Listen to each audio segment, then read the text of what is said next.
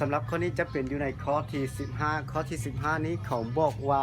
แก๊สเฮลิออนจำนวน2โมลอยู่ในอุณหภูมิ60องศาเซนมาผสมกับแก๊สออกซิเจน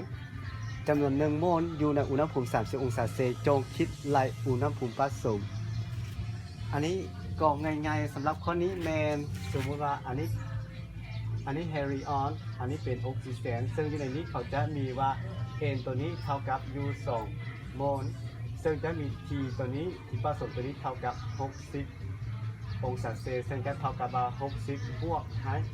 2 7 3ก็คือเท่ากับ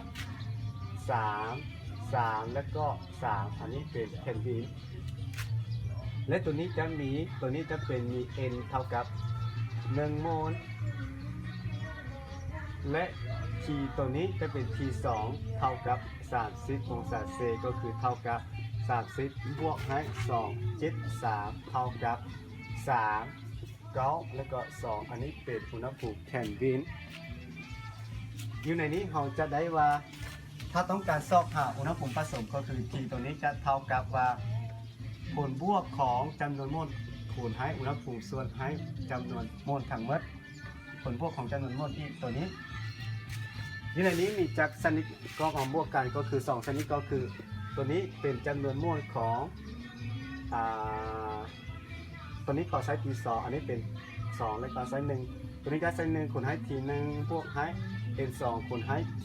2ส่วนให้ n 1บวกให้ n 2เพราะอันนี้เป็นจำนวนอันนี้เป็นผลบวกของจำนวนโมล t ตัวนี้จะเท่ากับอันนี้แทนค่าอันนี้ก็จะเท่าแทนค่าจะเท่ากับว่า2คูณให้3บวกให้ตัวนี้ก็เท่ากับว่า1คูณให้2 9 3ส่วนให้อันนี้บวก